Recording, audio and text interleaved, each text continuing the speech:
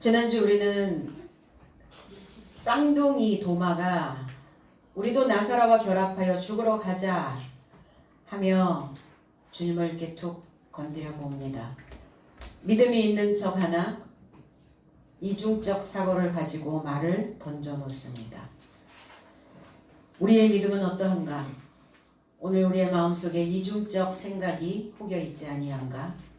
오늘 주께서 나의 삶에 계시는지 그러지 아니하는지 검토하고 가는 귀한 시간이 되기를 바랍니다. 17절로 18절 예수께서 와서 보시니 나사로가 무덤에 있은지 이미 나으리라.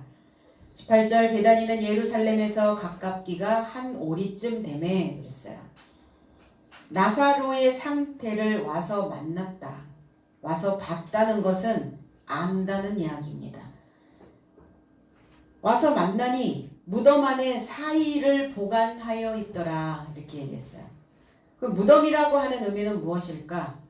무덤이라고 하는 의미는 무네메이온이라고 하는 이 단어에서 온 회고하다, 기억하다, 생각하다, 그리고 기념비, 기념품 이런 의미를 가지고 있습니다. 그 무덤이라고 하는 것은 봉분을 세우고 비석을 세우는 이유가 뭘까요? 기억하기 위함입니다. 사도행전 2장 29절에 형제들아 내가 조상 다윗에 대하여 담대히 말할 수 있노니 다윗이 죽어 매장되어 그 무덤이 오늘까지 우리 중에 있도다. 이렇게 기록되어져 있어요. 다윗이 죽어 매장된 곳이 무덤인데 그 매장된 무덤이 어디에 있느냐? 이날까지. 그래서 오늘이라고 하는 today가 아니라 this day. 이날까지 우리 중이 아니라 나의 삶 안에 있다고요. 그러니까 저와 여러분들이 무덤이라는 이야기예요. 그러면 이 무덤이 산 자의 무덤이 있고 죽은 자의 무덤이 있다는 거예요. 그럼 무덤은 다 죽은 자가 묻히는 곳인데 왜 죽은 무덤이 있고 산 무덤이 있다고 말씀하시는가? 무덤에서 살아나야 될 자들이 있는 곳은 산 무덤이고 영원히 그 무덤에서 일어나지 못하는 자들의 무덤은 죽은 무덤이라는 겁니다. 그럼 저와 여러분들 속에 무덤이라는 곳이 있는데 이 무덤이 뭐냐? 뭔가 기억하고 있다는 거예요. 무엇인가를 회상하고 내 마음 안에 무엇인가 기념비를 세워놓고 있는 자체가 바로 무덤이라는 거예요. 우리는 많은 기억을 가지고 있습니다. 과연 그리스도 안에서 나는 어떠한 기억을, 어떠한 무덤이 되어져 있는가? 내 삶 속에서 나의 기억 속에서 다윗이 잠들어 있다는 거예요. 사람들은 이렇게 표현합니다. 내 마음에 묻었어.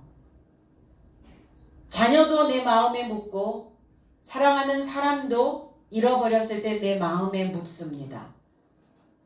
그리고 내가 살면서 당했던 많은 고통과 고난도 우리의 마음에 묻어둡니다. 살면서 무엇인가 받는 많은 상처들도 오늘 내가 이 가슴에 묻기로 했어. 이렇게 표현을 하죠. 그러니까 묻는 곳이 어디입니까? 매장지죠. 거기가 바로 무네메이온이라고 하는 무덤이라는 겁니다. 디모데후서 2장 8절에 나의 복음과 같이 다윗의 씨로 죽은 자 가운데서 다시 살으신 예수 그리스도를 기억하라 그랬어요. 이 기억하고 있는 이 자체가 무덤인데 무엇을 기억하고 있느냐예요. 살아계신 살려낼 수 있는 그리스도 예수를 기억하고 있는가? 아니면 우리 안에 과거에 머물러 있는 그 생각만을 회상하고 기억하고 있는가? 그러면 죽은 자의 무덤이요. 내 무덤에서 그리스도 예수가 살아나셨다면 그 무덤은 산 자의 무덤이라는 겁니다. 그러니까 무엇을 기억하고 있어야 되는가? 그리스도 예수를요. 어떤 그리스도 예수를? 부활하신, 살아나신, 일으킴을 받으신 그리스도 예수이시라는 겁니다. 우리 신앙생활 안에서 과연 기억하고 있는 것들이 무엇이 있을까?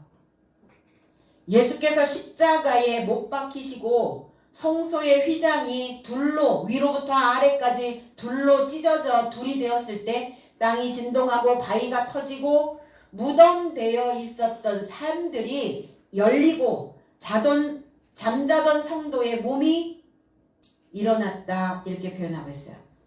그럼 잠자고 있던 성도의 몸, 이 살덩어리란 말인가? 아니요.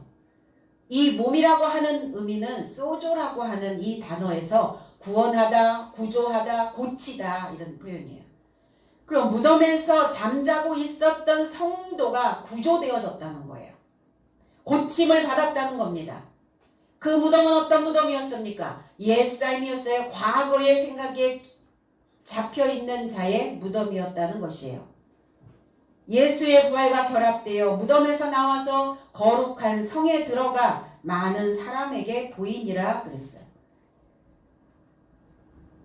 잠자던 자들의 잠을 어디서 잤나? 무덤에서 자고 있었다는 거예요.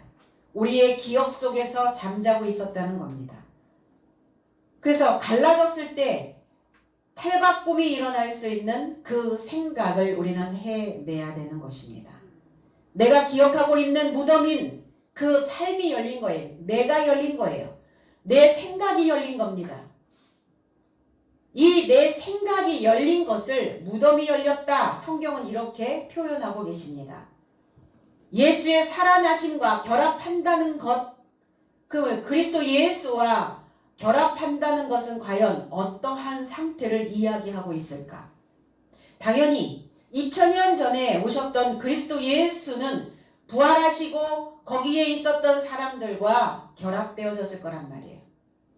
그리스도 예수의 살아나심을 기억하고 있었던 그 성도와 결합하셨겠죠. 그럼 2020년에 믿고 있는 저와 여러분들은 어떻게 그리스도 예수와 결합한단 말인가? 말씀과의 결합입니다. 아리마대 부자 요셉, 그도 그리스도 예수의 제자였어요.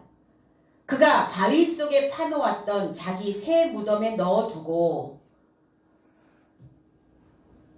큰 돌을 굴려 무덤 문에 놓고 떠나니라 이랬어요. 바위 위에, 바위 속이 아니라 반석 안에 파놓았던 자기 새 무덤. 이게 마태복음 27장 60절에 기록되어져 있는 내용인데, 그리스도가 십자가에 못 박혀 돌아가시고 그 몸을 달라고 이야기를 합니다. 그리고 그 시체를, 그 몸을 자기가 파놓은 새 무덤에 넣어두고 그랬어요. 그럼 이건 무슨 의미인가? 새 포도주는 새 부대에 넣어야 하는 것처럼 새로운 계명을, 새 하늘을, 새 땅을 기억하라는 거예요. 내가 새로워졌다라고 하는 것을 기억하고 내가 새로운 계명을 받은 것을 기억하여 거기에 넣어두라는 거예요. 그리스도 예수를. 어느 돌, 산돌이신 그리스도를 기억하고자 하였다는 거예요. 그게 어떤 돌입니까? 큰 돌을 굴려 그랬어요. 그러면 산돌이신 그리스도 예수, 그 그리스도의 지식으로 나의 무덤 안에 새로운 계명을 넣어두어야 된다는 것입니다. 넣어둔다는 것은 무엇이냐? 나의 삶을 하나님의 새 계명으로 새롭게 깨달은 말씀을 기억하고 기록해 놓는 거예요.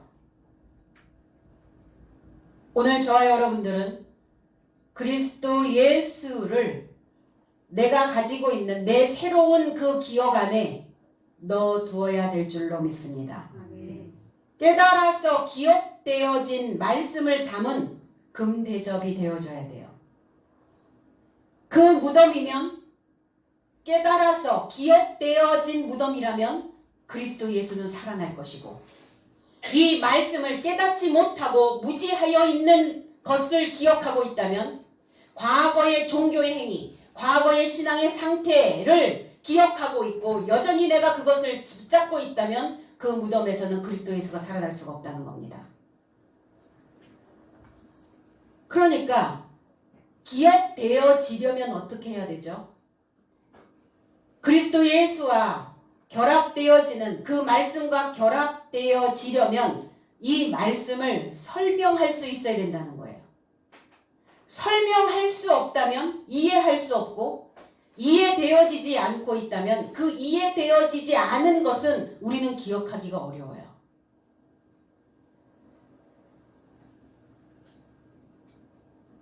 설명이 가능한 그 말씀들을 기억하고 있다면 그 무덤이, 그 기억이, 그 회상으로 인하여 그리스도 예수는 내 삶에서 부활하시는 것이죠. 혹여 내가 그 말씀들이 기억나지 아니하고 깨달아지지 아니하고 그리고 설명할 수 없는 말씀을 내가 기억하고 있다면, 가지고 있다면 그 무덤은 마른 뼈들이 가득한 죽은 무덤이 될 것입니다. 나사로가 죽은 지가 사흘이 되었다 이렇게 했어요. 하루 이틀 사흘 나흘 사일이 지났다는 거예요. 그러면 이 시대에는 장례를 4일장을 치렀나요? 5일장을 치렀나요? 우린 대부분 3일장으로 기억을 하고 있죠. 근데 왜 나흘이라고 했을까? 성경에 나와 있는 그 숫자나 인명이나 지명이나 거기에 나와 있는 기록되어져 있는 모든 것들은 거기에 다 의미가 있다는 겁니다. 자, 사라고 하는 의미는 헬라어에서 테사레스라고 하는 단어고 흘이라는 건 나흘, 사일, 일이라고 하는 단어는 헤메라스라고 하는 단어예요. 그러면 사라고 하는 의미를 히브리어에서 가서 찾아보니까 이 레비라고 하는 이 단어 속에서 사지를 쭉 뻗다, 확고부동한, 그리고 사방, 정사각형. 그럼 이 사라고 하는 의미는 무엇인가를 찾아보았더니 막혔어요. 사방이 꽉 막혔어요. 꽉 막혀 있는 인생입니다. 무엇인가 사방에 잡혀 있는 거예요. 어떠한 사상에 잡혀 있는 것이죠, 지금? 무엇에 잡혀서 그 삶이, 그 인생이, 그 마음이 빛을 내지 않고 있다면, 흐르지 않고 있다면 그는 죽은 자죠. 나사로는 그러면 무엇에 지금 잡혀 있는 거예요? 어떠한 기억 속에 지금 잡혀 있는 자입니다.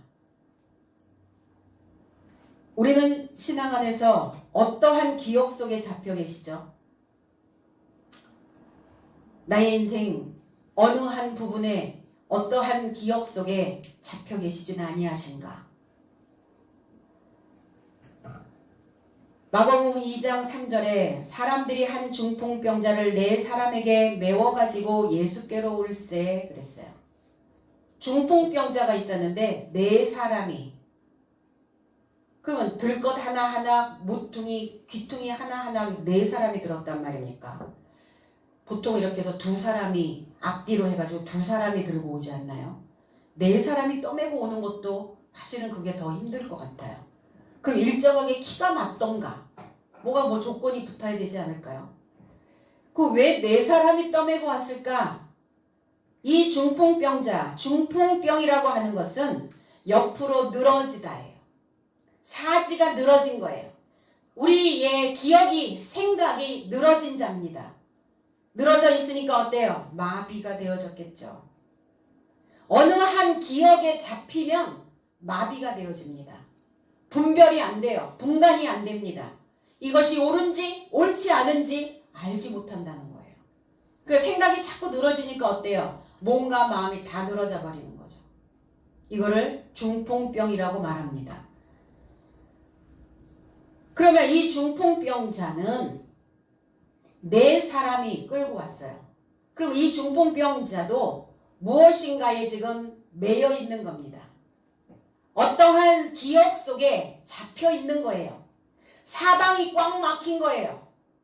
우리 그런 표현 하지 않나요? 사람이, 저 사람 앞뒤가 꽉 막혔어. 아니 어디가 막혔단 말이에요? 뭐가 막혔단 말입니까? 그 사람의 생각이요. 이게 바로 중풍병자예요. 여러분 오래된 쇠타 어떻던가요? 오래된 옷, 낡은 옷, 늘어질 대로 늘어져 있지 않나요? 그럼 오래된 옷들은 어떻게 해요? 오래된 세타들은, 늘어질 대로 늘어진 세타들은 어때요? 또 입으시죠?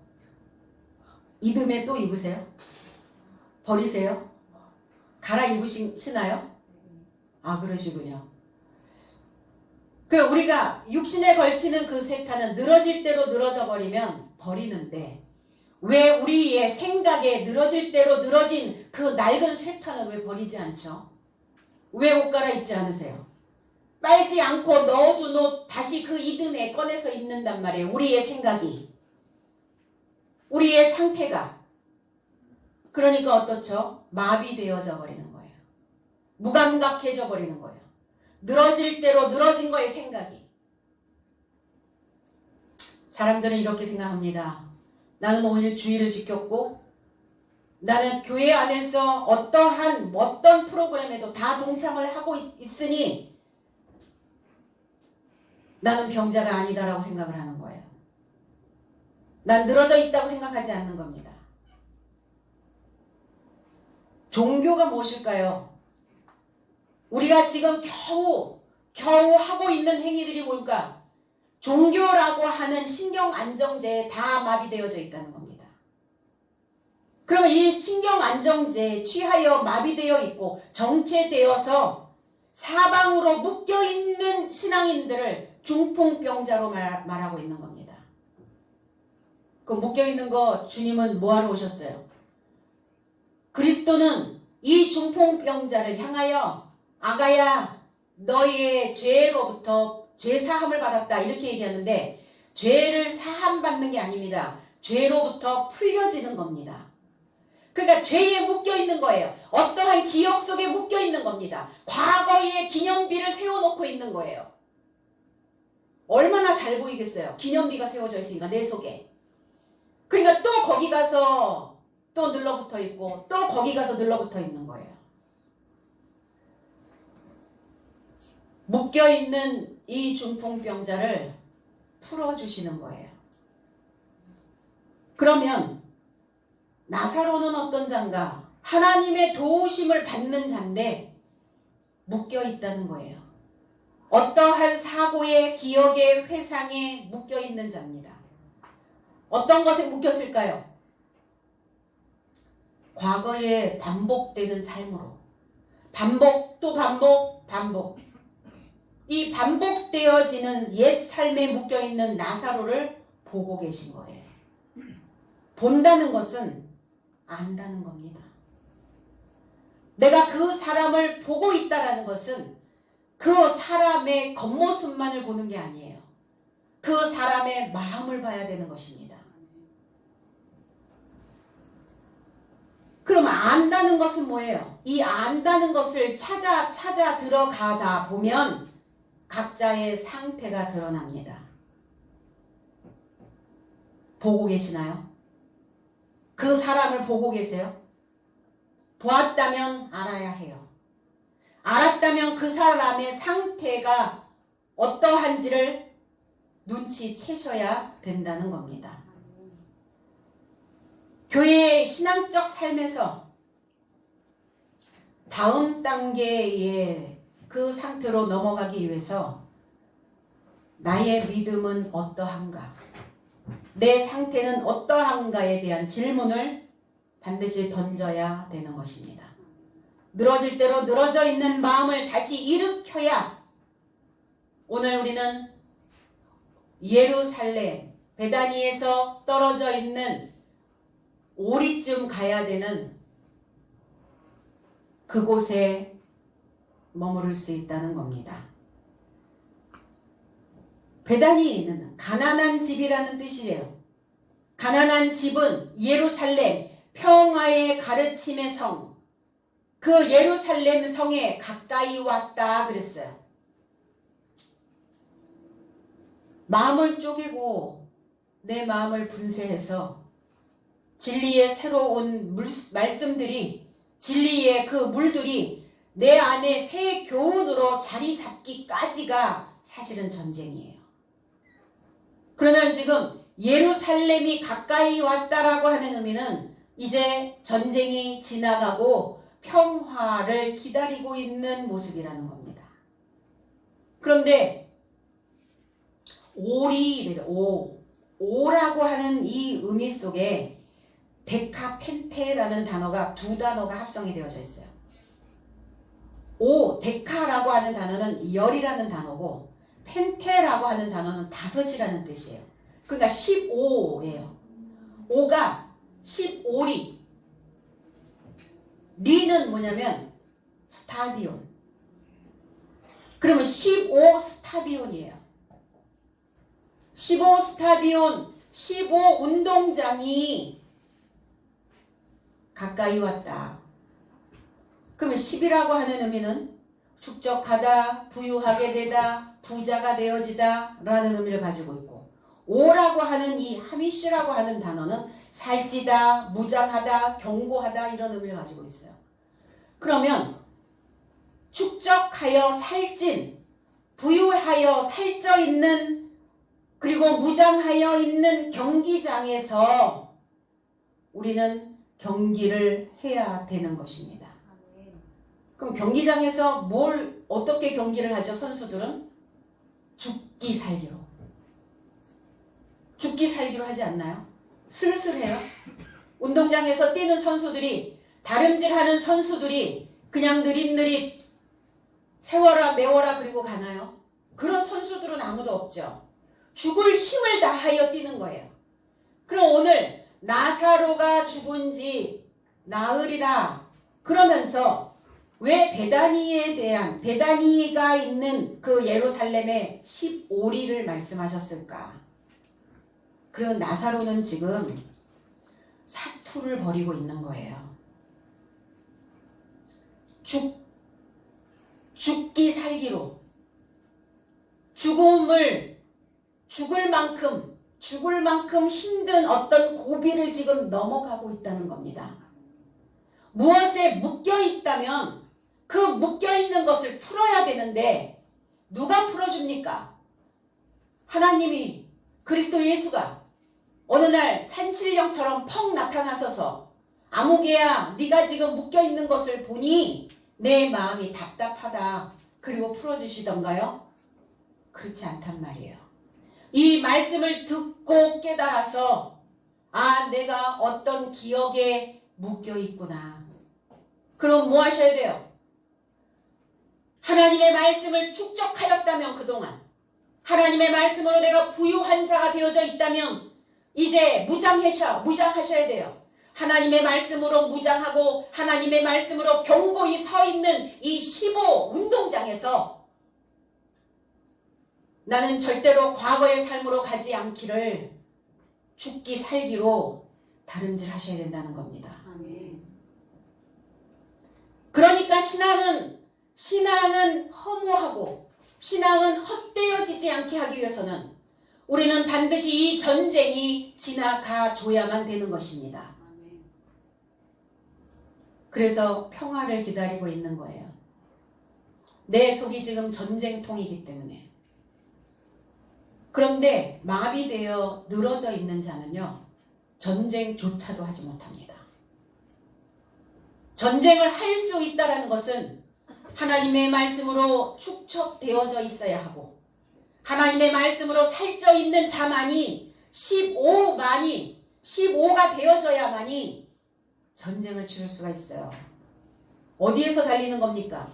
나의 마음이 운동장이에요. 그래서 마음이 운동장. 어디가 또 운동장이죠? 우리의 이마가, 우리의 머리가 운동장입니다. 이마가 운동장처럼 넓어 이러죠? 운동장보다 더 넓은가요? 이 이마는 뭐예요? 인을 치시는 곳입니다. 지식이 기록되어지는 곳이에요. 이 기록되어져 있는 이 머리에서, 이 이마에서, 이 운동장에서 하나님의 말씀이 부유하여 살쪄 있고 견고할 수 있도록 그 말씀들이 기억나야 된다는 겁니다.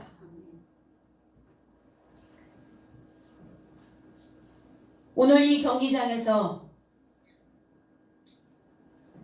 죽기 살기로 죽음을 각오하고 사투를 벌이고 있는 나사로의 상태가 바로 15 스타디온이라는 겁니다.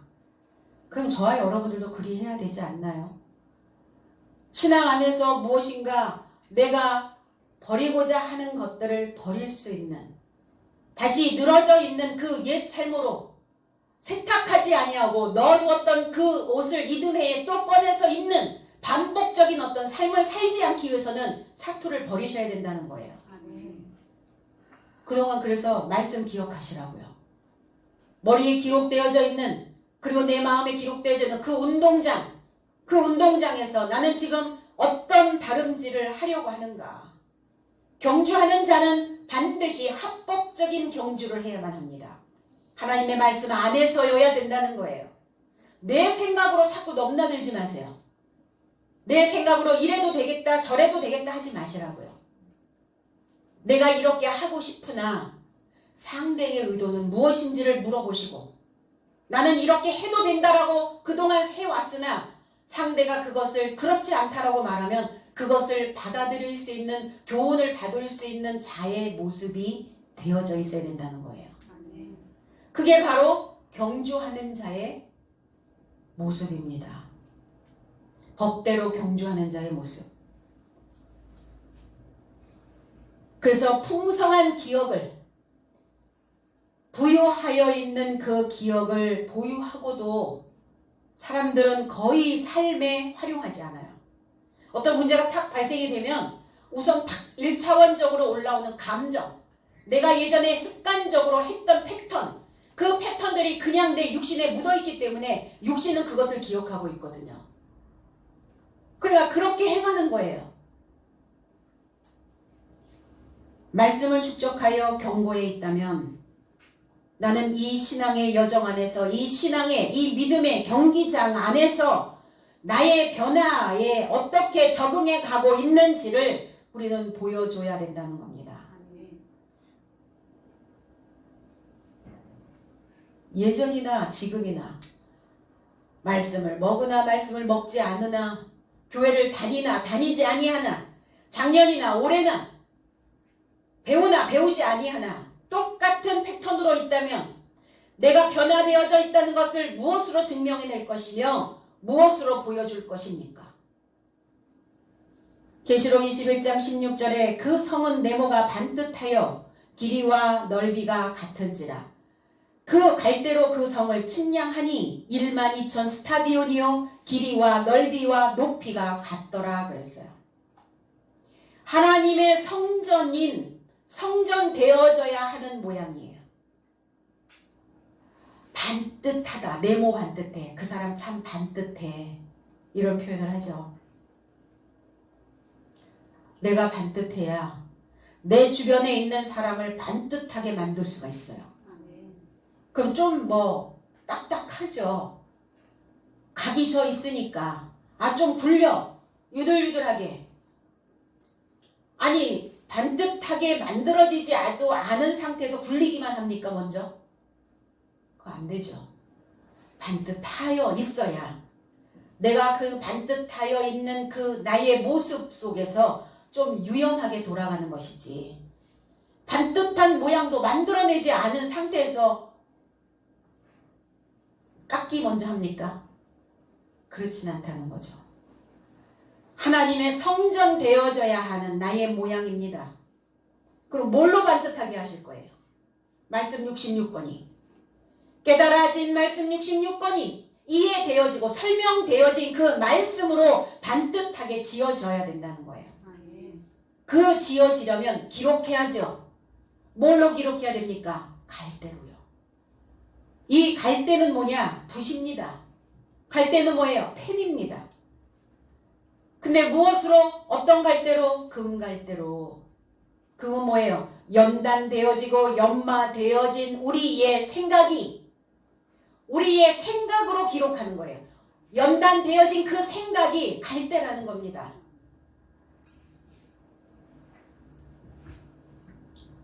그런데 그 금갈대는 측량하는 도구이기도 해요. 자입니다. 자.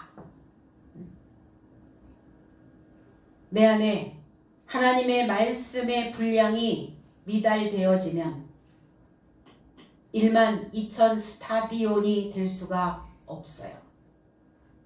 설교를 통해서 이 숫자를 다 풀어드릴 수는 없습니다. 개혁성경에 있는 그대로 1만 2천 스타디온이 되어져야 되는데 될 수 없다라는 거예요. 그러려면 뭐 하셔야 됩니까? 부지런히 말씀의 분량을 채우셔야 된다는 겁니다. 교회 생활, 신앙 생활, 삶이죠. 신앙 따로, 삶 따로 그렇진 않죠. 교회 따로, 우리의 삶 따로 그렇게 살지는 않죠.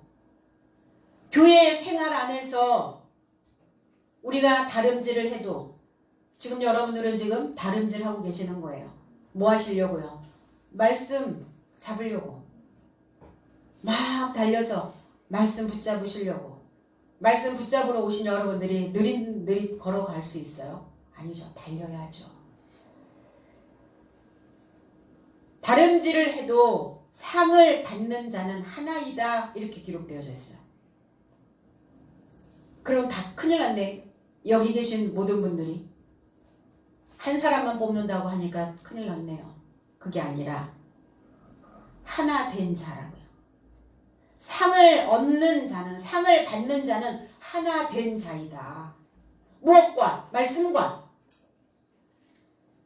그러니 모두 이 상을 얻도록 다름질해야 된다는 거예요. 그럼 우리가 받을 상은 뭘까요? 저와 여러분들은 어떤 상을 원하십니까? 우리가 받을 상은 썩지 아니하는 면류관이라는 거예요. 그 썩지 않을 면류관은 뭐냐? 그리스도의 진리의 지식이라는 것입니다.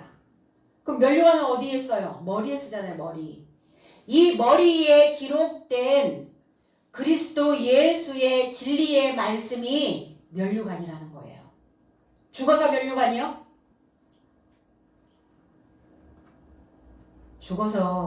죽으면 아무도 몰라요. 죽은 다음에 얘기하지 맙시다. 살아있을 때 말합시다. 살아있을 때 면류관이지. 죽어서 면류관을 쓰는지 개털 모자를 쓰는지 알 바가 뭐 없잖아요, 우리가. 그래서 뭐 여기서 상급을 많이 쌓으면 우리가 뭐 선한 일을 하고 뭐 구제를 하고 뭐라고 막 이러면 하나님이 우리가 상급을 주시는데 죽어서 받습니까? 상급을? 살아있을 때요. 산자의 하나님이시라고요. 살아있을 때 그 면류관을 가지고 아버지께로 우리가 가는 것이지 가서 받는 게 아니라고요. 그 머리에 그리스도 예수의 진리의 말씀이 기록되어져 면류관을 쓴 자는 그 자는 우두머리죠. 우리 여기서 두목 그러죠. 두목. 머리. 우두머리. 우두머리가 돼서 뭐 하신다는 얘기예요. 그럼 저와 여러분들은 다 머리인데 저와 여러분들은 다 우두머리인데 우두머리가 됐는지 안 됐는지를 어떻게 확인할까요? 내 생각이 통치가 되는지 안 되는지 보시면 돼요. 내 생각이 내 안에 기록되어져 있었던 그 내용들이 그것들이 내가 이해되어지고 그 내용들이 어떠한 것을 만들어내는지를 내가 그것을 볼 수 있고 알아차릴 수 있다면 우리는 머리 되어져 있는 자입니다. 그래서 왕이라고 말씀하셨잖아요. 뭘 다스리는 왕이어야 됩니까?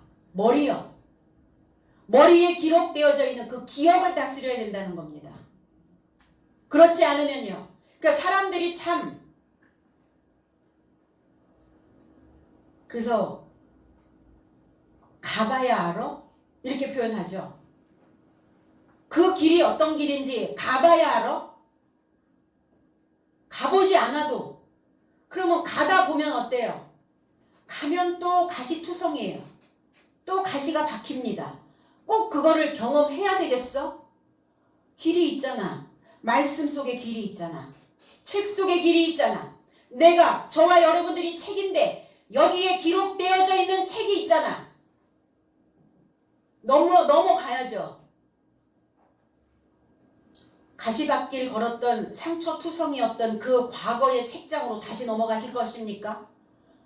사람들은 그렇게 얘기해요. 네가 다시 20대로 간다면, 네가 다시 10대로 간다면, 아니면 30대로 40대로 간다면 어떤 사람은 no. 그 길을 어떻게 내가 뚫고 왔는데 못 가 이제. 가기 싫어. 그러면 지금부터 내 삶이 어떠한 삶이 되어져야 될 것인가를 이제 우리는 심사숙고해야 된다는 것입니다. 19절로 20절 많은 유대인이 마르다와 마리아에게 그 오라비의 일로 이문하러 왔더니 20절 마르다는 예수 오신다는 말을 듣고 곧 나가 맞대 마리아는 집에 앉았더라 그랬어요. 이 유대인들이 어떤 유대인들입니까? 표면적 유대인들이에요. 종교 행위에 길들여진 자들입니다. 그러니까 그들의 겉모습은 거룩한 척 하여 보이나 믿음이 있는 척 하여 보이나 그들의 눈에는 겉만 보이는 거예요. 우리가 조문을 하죠. 장례를 치릅니다. 장례를 치르는 이유는 뭘까요? 기억하게 하려고. 조문을 하는 이유는 뭐냐고? 유족들을 위로하려고. 우리 힘든 일, 어려운 일, 어떤 가슴 먹먹한 어떤 일들을 당했을 때 사람의 어떤 말이 위로가 되던가요? 괜찮아. 살다 보면 그럴 수도 있지. 나는 그것보다 더 힘들었는데 여기까지 왔어. 너 더 힘들었어도 잘 지냈잖아. 위로 되던가요? 위로 안 됩니다. 사람의 어떤 말로도 위로가 안 돼요. 오늘 이 위문을 왔다는 이 단어는 파라, 위, 데오, 마이. 파라라고 하는 단어는 옆에 가까이 머물다. 그러면 가까이서 머물면서 격려하고 위로하는 거예요. 힘들 때 메시지가 어떤 메시지가 위로가 됩니까? 아, 고난이 유익이라고. 이 고난 뒤에 축복이 있다고요? 아니 하나님 축복 안 주셔도 좋으니 고난은 제발요. 사실 그 기도가 나오더라고요. 한 주간. 내 안에 가까이 머물러 있는 가까이 머무르다 격려하다. 내 안에 가까이 머물러 있는 그리스도 예수의 생각을 그리스도 예수의 말씀을 그 말씀으로 나의 이 생각의 고삐를 붙잡아야 나는 위로가 됩니다. 왜냐하면 그 힘든 상황 때문에 생각이 확 풀어져 버릴 때가 있어요. 마음이 확 늘어져 버릴 때가 있어요. 그러니까 뭐가 위로인가? 아, 내가 지금 늘어져 있구나, 풀어져 있구나.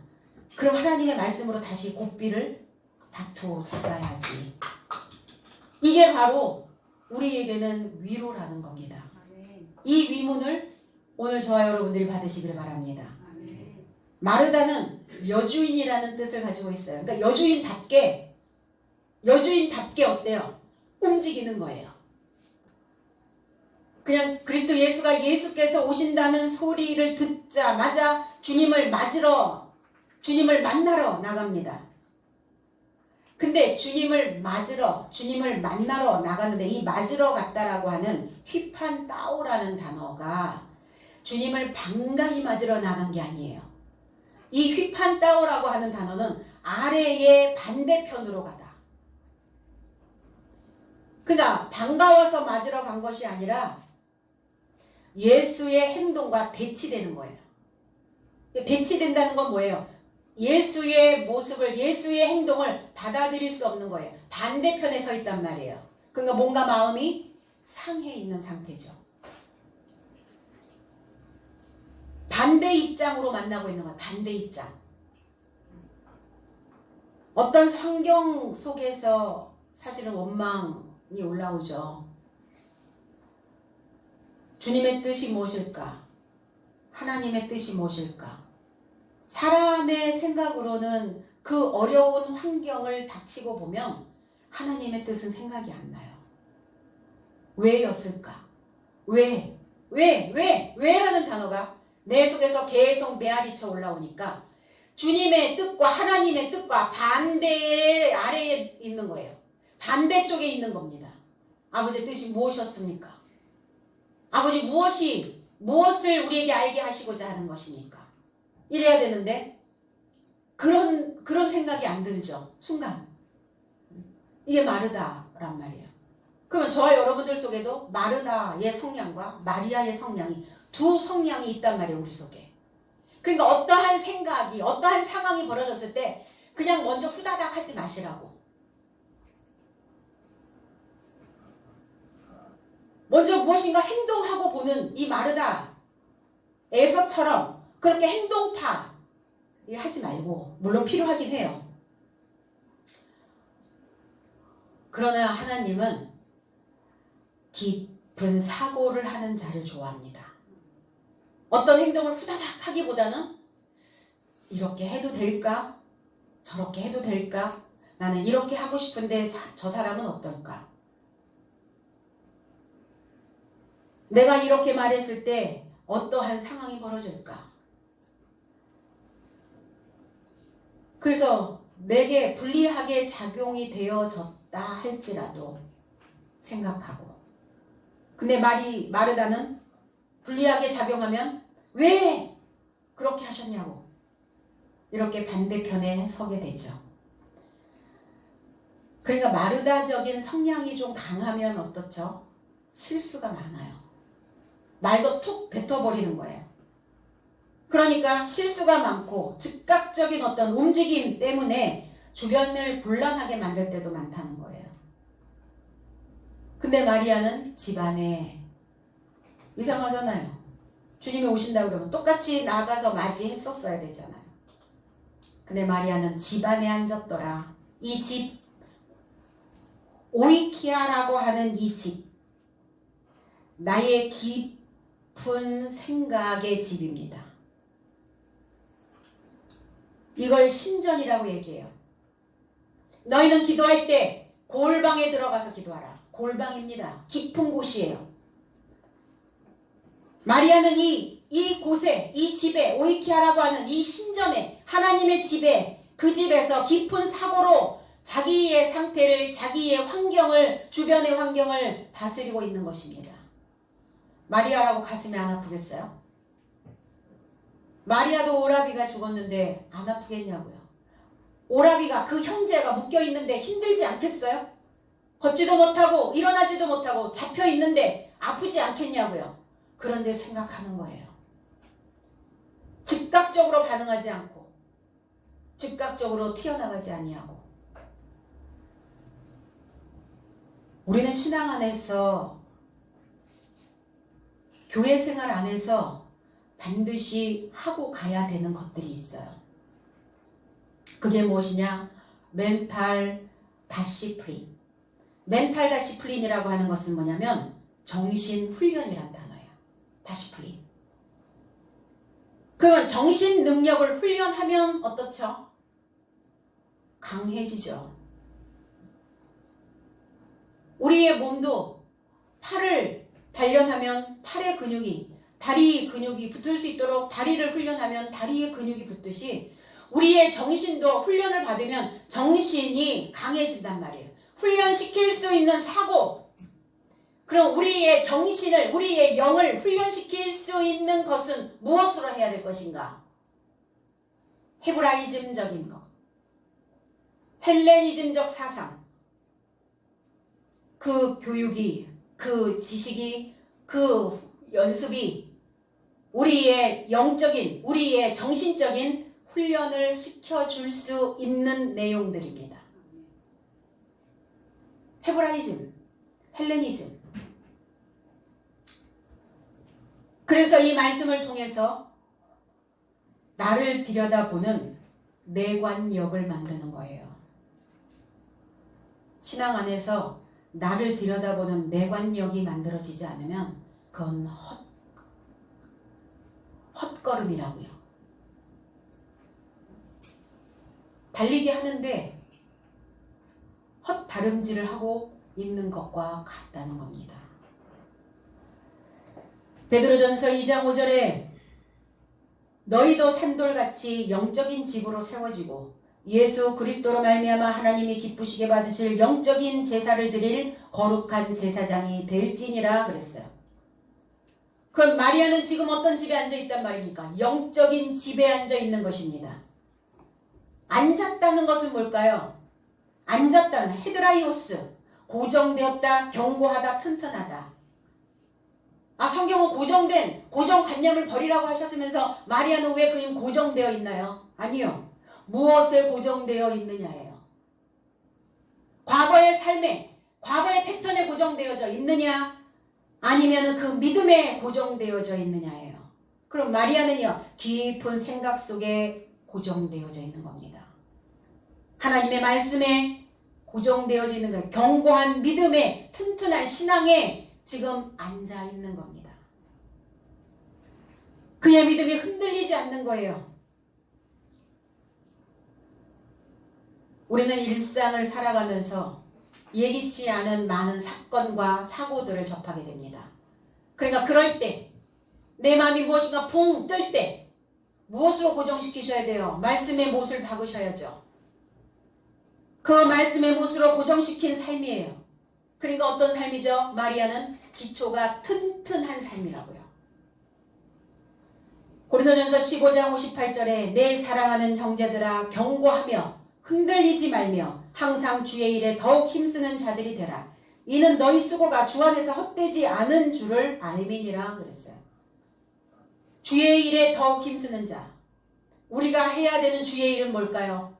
하나님의 말씀을 믿는 일과 하나님의 말씀을 배우는 일입니다.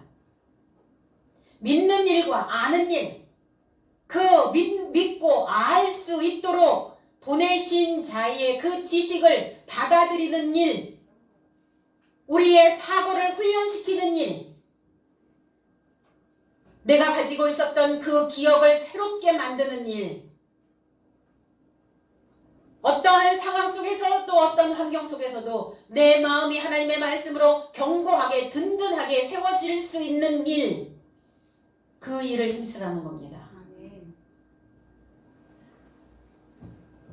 21절로 22절 마르다가 예수께 여짜오되 주께서 여기 계셨다면 내 오라비가 죽지 아니하였겠나이다. 22절 그러나 나는 이제라도 주께서 무엇이든지 하나님께 구하시는 것을 하나님이 주실 줄을 아나이다 그랬어요. 마르다는 아까 쏜살같이 주를 만나러 간 것이 주님과 반대편에 서 있다고 이렇게 얘기했어요. 그러니까 지금 21절에서 그 원망이 쏟아지고 있는 거예요. 여기 계셨더라면 어디예요? 나사로 옆에 나사로와 함께 계셨더라면 죽지 않았습니다. 여기서의 죽음은 아포뜨네스코가 아니에요. 그냥 죽었어요. 그냥 뜨네스코예요. 주님을 떠난 삶, 주님이 내 곁에 없는 인생, 죽은 삶이라는 거예요. 나는 교회 다니니까 안심해도 되시나요? 교회 다니면 주님 곁에 있는 것인가요? 주님 곁에 있다라는 것은 뭐냐면 진리의 영과 결합되어져 있어야 된다는 거예요. 영적인 자가 되어져 있어야 돼요. 그럼 영이 무엇입니까? 그 영은 두 종류죠. 귀신의 영이냐 거룩한 영이냐 성령이냐. 그러면 성령은 뭐다? 성령은 진리니라. 진짜 말씀입니다. 참된 말씀이에요. 설명하고 이해할 수 있는 말씀이라는 거예요. 그걸 우리는 진리라고 말합니다. 이게 영이에요. 이 진리의 영과 결합되어져 있는 자가 되어야 그는 살아날 수 있다는 겁니다. 디모데전서 5장 6절에 향락을 좋아하는 자는 살았으나 죽었느니라. 향락이 뭡니까? 육적 욕구입니다. 그러면 우리 하나님을 믿는 자들은 다 영지주의자입니까? 육적인 욕구를 채우지 않아야 된단 말입니까? 그 얘기를 하는 게 아니에요. 이 육에 속하여 있다라는 것은 뭐냐면 사망의 생각 속에 있는 거예요. 구습에 매어 있는 겁니다.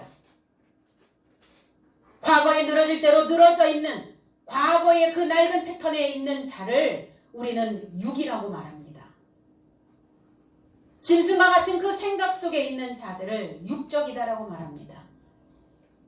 그래서 이 육적인 욕구에 빠지다. 이거 이렇게 되어 있어요. 향락이라는 단어가. 제멋대로 되다. 제멋대로. 그러니까 우리는 어때요? 육체의 욕구는 육체는 뭘 요구하죠? 어떤 거를 원추합니까? 편한 것, 익숙한 것. 새로운 것은요? 새로운 것은 접하지 않았으니까 욕구가 일어나지 않죠. 이미 내가 경험되어져 있는 것을 육체는 요구합니다. 알고 있는 거. 근데 편한 거, 아주 익숙하여 있는 거, 내가 그렇게 많이 힘들이지 않고 그렇게 갈 수 있는 것들, 이게 육적 욕구예요. 그러니까 어때요? 제멋대로죠. 아, 법안에다가 잘 지금 테두리 안에 지금 넣어놨는데, 응? 말씀으로 지금 단단히 지금 잘 접합해서 지금 가고 있다가 어떤 상황이 딱 돌발이 되니까 막바로 육적인 욕구로 그냥 가버리는 거예요. 죽었느니라. 뜨네스코. 그냥 뜨네스코. 그냥 죽어버린 거예요. 이 익숙한 것에 의해서 지배되는 자. 그러니까 어때요? 말씀도 자기 편리할 대로 제멋대로 풀고 있는 거예요. 말씀을 사사로이 풀지 말라 하셨던 것처럼 자기 멋대로, 자기가 생각하는 대로, 자기의 느낌대로. 그러면 죽은 자예요. 영적인 죽음입니다. 그럼 살아나려면 어제의 생각에, 어제의 기억에 묶여있는 생각들을 풀어내야 됩니다. 풀어버려야 돼요.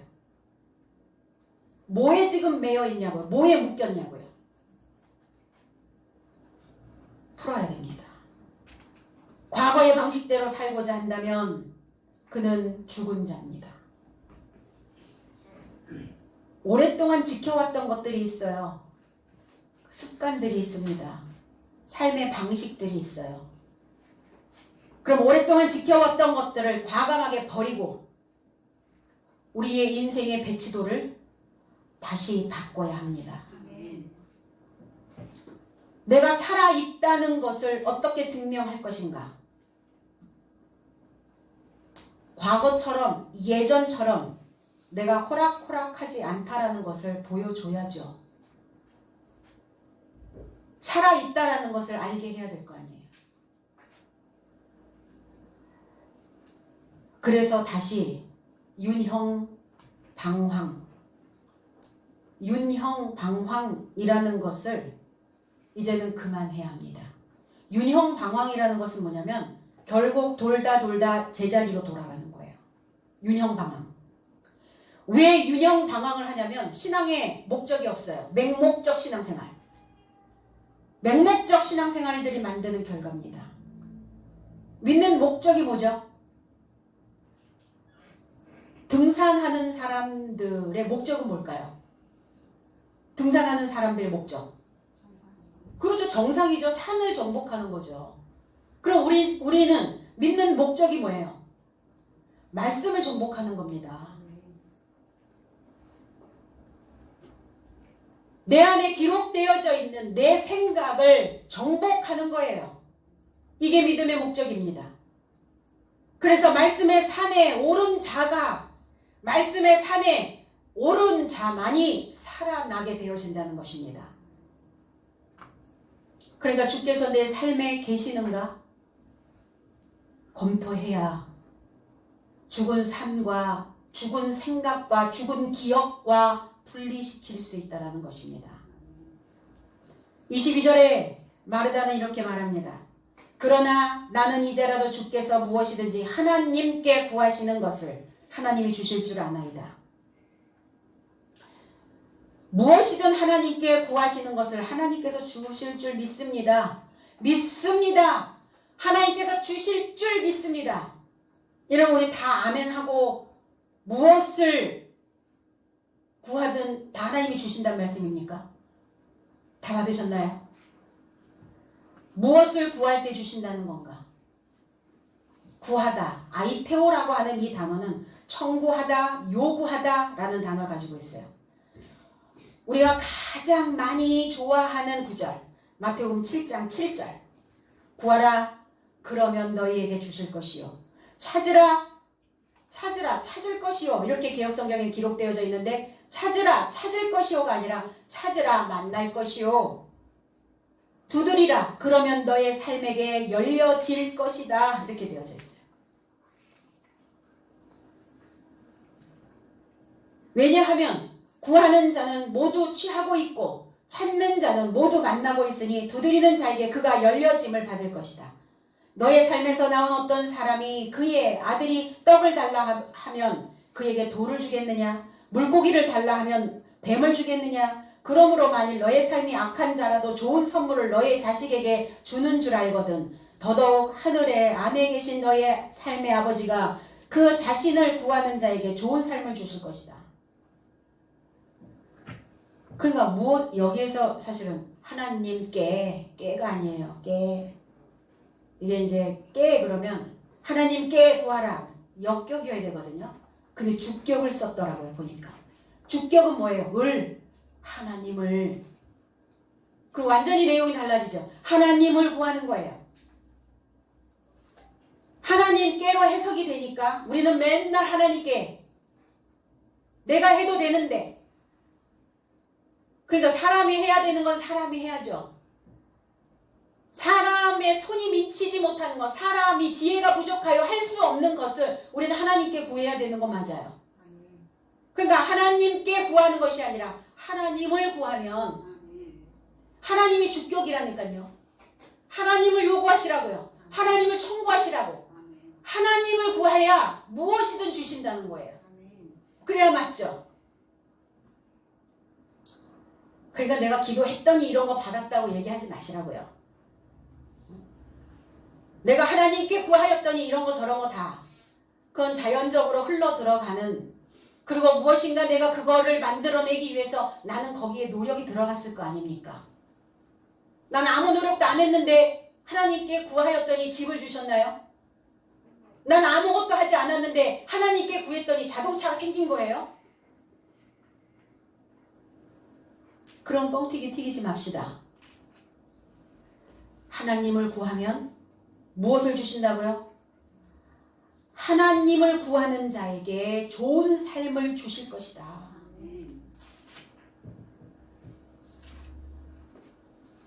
그래서 하나님을 구하시고 그러면 하나님을 주실 것이요. 하나님을 찾으라. 그러면 하나님을 만날 것이요. 하나님을 두드리라. 그러면 진리의 말씀이 너의 삶에게 열려지게 될 것이다. 전 이렇게 해석하고 싶어요. 우리가 믿음으로 살기 위해서 우리는 하나님을 구하고, 그리고 성숙적 준비성, 나의 삶을 끌어올려서 말씀의 갑옷으로 무장하고 매일매일의 일상생활에서 우리는 하나님의 영으로 내 생각들을 안치고 견고한 믿음으로 세워놓고,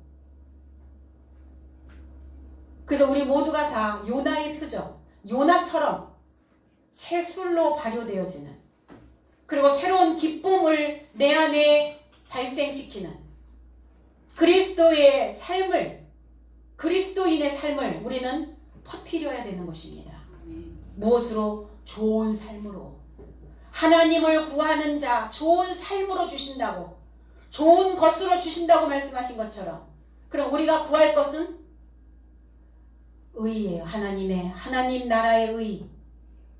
우리 모두가 다 세술이 되어져야 되는데, 누룩이 되어져야 되는데, 발효가 되어져야 되는데, 그럼 뭐 하셔야 됩니까? 이 누룩을 온 세계에, 이 많은 사람들에게 퍼뜨려야 된다는 겁니다. 나라 걱정에